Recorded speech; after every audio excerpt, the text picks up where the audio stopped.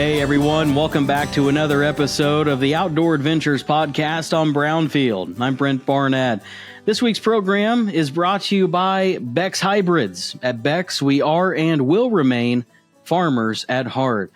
Joining us on the program this week is Derek Martin, a farmer from Illinois, and has been on the program in the past. Also, the founder of Tophat Jigs. How's it going, Derek? Good, Brett. Thanks for having me on. Always a pleasure. Great to have you back on the show, man. Right off the bat here, we mentioned you farm in Illinois. Busy time of the year. Harvest is well underway as we talk in mid to late October. Where are you guys at on the farm right now with harvest? Yeah, we're probably about, 75% done. We finished beans. So, we got 8-10 days of corn left. We've had a really good run. We started about the 15th of September, and I think we've had one rain day, and that was during beans. And it really wouldn't have kept us out of corn, but how beans can be a little finicky on that. So we've had a good run. It's been dry. We finally did get an inch rain here the other day, but it didn't keep us out. So things are going good. What's the quality of the crop been like for you this year, both corn and beans? It's been really variable. Beans just seem to hang in there. We're going to be pretty close to our 3 to 4 year average. And, I call it our trade territory, our farming territory. So like my brother, Doug, he lives 4.5, 5 miles south of me. He's had almost 10 more inches of rain than I've had.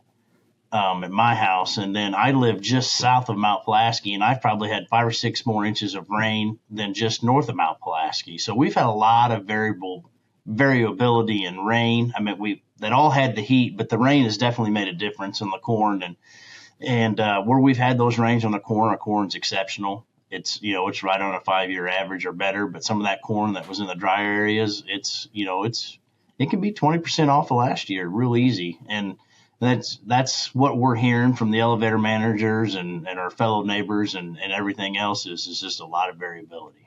Yeah, I don't mean to stay on the farm stuff. I know we're going to talk about fishing, but all right. How are you guys looking on the input situation there heading into next year, man? Man, I tell you, it's not changing. Everything's still going up a little bit, and you know as well as I do, commodity prices haven't changed, so. It's going to be another rough one until we can get stuff figured out.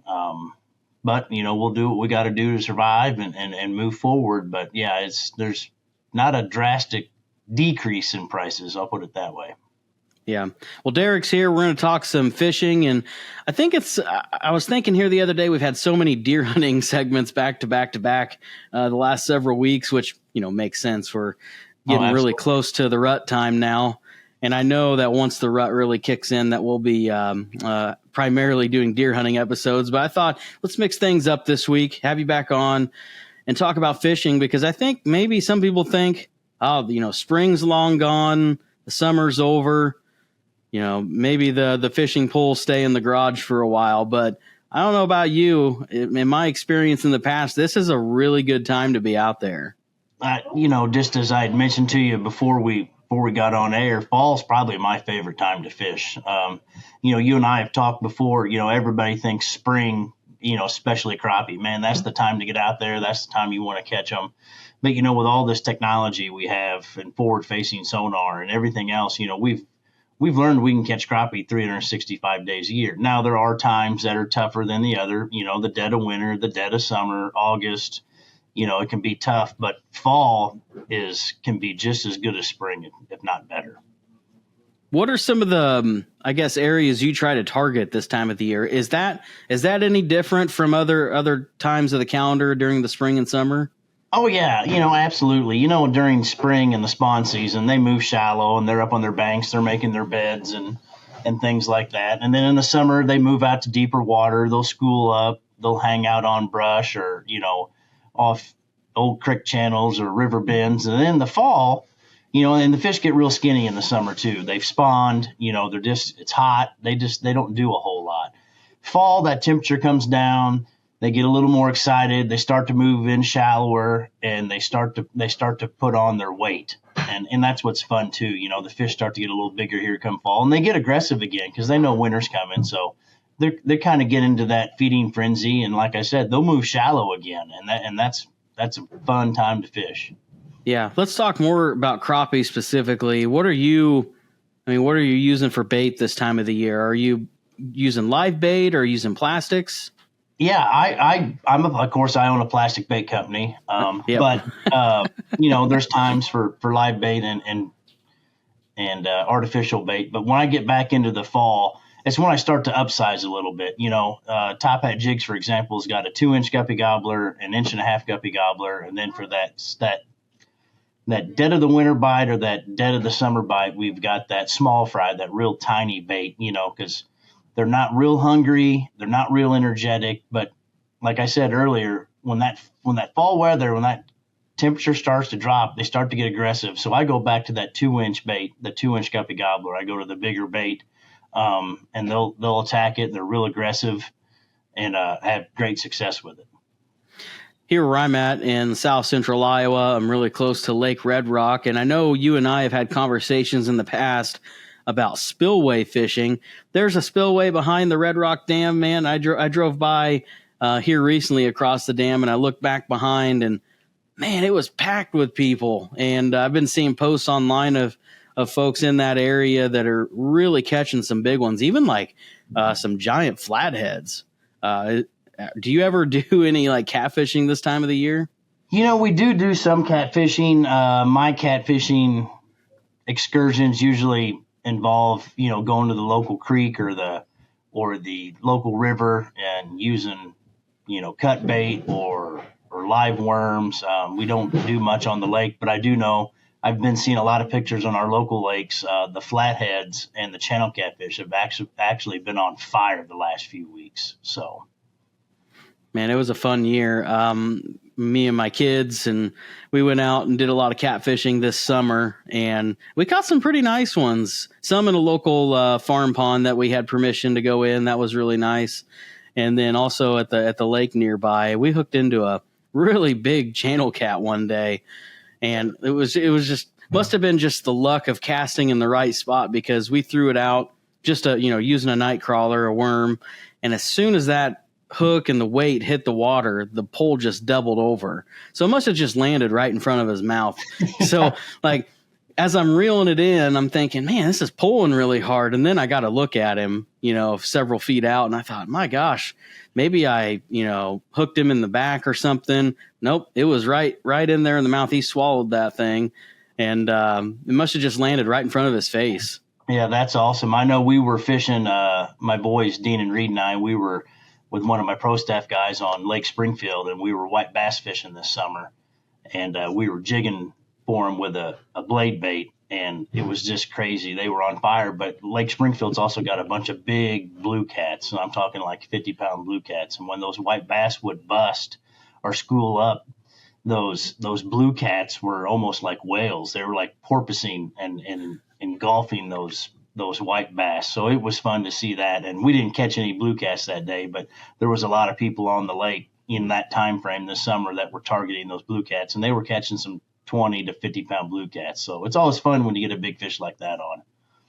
It's crazy. Like you can tell when it's a big catfish that gets a hold of your bait, because like we were doing some bobber fishing at one point this summer, just doing it old school, right? Throwing a round bobber on, putting it out there with a night crawler or something. And like you watch the bobber and, a smaller fish, it's going to sit there and move a little bit. Like sometimes it would just like disappear and engulf down into the water, and you would almost physically hear a thump, like, and you just knew it was a big cat. Yeah, big fish, you definitely know. We were my dad and both boys and I and some friends of ours. We were in Ontario walleye and northern pike fishing this summer, and we were fishing for pike, and it's never happened. We caught six trophy pike, 40 inches. So you're talking 20-pound pike. And I was fortunate enough to catch one. And when I caught it, I thought I was snagged, and you give it a jerk, and then the second jerk, it finally started to move. But yeah, when you got those trophy fish on, no matter what species it is, I mean, when you got it, and it's sure fun. Feels like you're hooked onto a log or something in the current. And it's just It like does. not It moving. exactly. Yeah. That's exactly what it feels. You're like, oh man, I'm snagged again. Speaking of the pikes, I've never went fishing for northern pike before. I hear it's really fun. What advice would you give people that are looking to do that for the first time? Oh man, it's cover a lot of water. Crankbaits, spoons. We caught a lot on spoons, trolling spoons, uh, casting spoons, casting crankbaits. A lot of pike. Like up in Canada, there's a lot of weed beds and stuff like that. Shallow water, 5 foot and less, and that's where we try to target a lot of our northern pike is in those types of areas. We got a few minutes left here talking with Illinois farmer Derek Martin on outdoor adventures. Let's kind of round out the show here, Derek, and talk more about your business. How did the year go for you guys in 2025 for Tophat Jigs? Overall sales were okay. They were a little stagnant. Everything in the economy is a little tough right now. Things like fishing and hunting, they're kind of considered a luxury item, not a necessity. And so we did see a little bit of that scale back. But the positive side, we did see some growth. We're getting some more stores. We're getting into some more states. We were invited to do some bigger shows we've never been invited to do. So that was really exciting. So as far as sales, okay, growth and exposure was really good. And also another exciting thing that you and I haven't had a chance to talk about, I recently purchased Power Crappie fishing rod business. So now own Tophat Jigs and now own a fishing rod business. Nice. That'll be sweet, man. Yep. So what all goes into that then? Are you guys already up and running, or is that something for next we're year? up and running. It was an established company, Power Crappie. Ken Roberson out of Oklahoma started it, and he was getting out and retired, and so we were able to purchase it. My boys and I have been really close with Ken over the years, and done that. And so we have a full lineup of rods from 6 foot to all the way up to 18 foot. So we have casting rods, we have trolling rods, we have live scope rods. It's probably the most sturdy and most well balanced live scope rod on the market today. So we're very proud of that. It's ToddHuckabeeRods.com, and then we are going to change the name from Power Crappie. We're going to change it to Power Fishing here in the next year. So you can follow us on social media or on the internet, Power Crappie or Power Fishing. So we're really excited about that moving forward. Yeah, happy for you. How did the tournament season go for you? Are there still any tournaments going on at this time? There is. You're just wrapping up the tournament season on the national level and the local trail. I know our local crappie club, the HOI club, they're about to wrap up their season here and have their grand finale down on Kincaid Lake in southern Illinois here. It's either this weekend or next weekend. So, and you're seeing a lot of that across all the tournament trails across the country. They kind of end here with a fall classic, they call it, and then they kind of take a little break until after the new year, and then they'll fire back up and start the 2026 trail off. Did you guys have any good showings this year? Oh, we didn't get out on the tournament trail much this year. We were so busy with everything. We did get to a couple tournaments. I know our local tournament. A funny story is they tried a night fishing tournament this year for catfish and crappie. And so my dad and I went up one night, and we're like, well, we're just gonna do the catfish. We're not gonna do the crappie. We're just gonna do the crappie, not the catfish. And so we do our boat inspection. They blow the whistle. We take off across the lake. We go to our first spot, drop down, and the first fish my dad catches was this like 8-pound channel catfish. And we just started laughing, let it go. And we caught our crappie, and we went back to the weigh-in that evening, and we had the longest crappie. We didn't have the heaviest crappie, but we'd have found out if we'd have entered the catfish, we'd have won the catfish tournament. So man, that was our tournament luck this year. So, but as far as Team Tophat goes, we got a lot of guys that fish tournament trails across the country. They did really well. As far as the Power Crappie, the Power Fishing side, we had a lot of good exposure on the tournament trail this year. We actually have a pro staff member of Power Crappie, Cale Ward from Texas, and he about 3 weeks ago, he actually won the national championship. So we've got some good showings and good success this year on the tournament trail.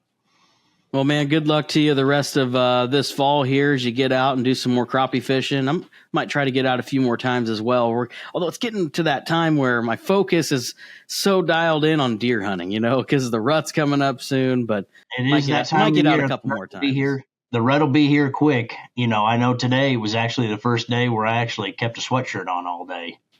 So the air's about there. It's feeling like fall. The leaves are starting to turn. So yeah, you definitely think a rut, but don't forget crappie fishing because it can be some of the best fishing of the year. Check them out at Tophat Jigs. Derek, thanks for coming back on the show. Hey, Brent, thanks for having me. Always a pleasure.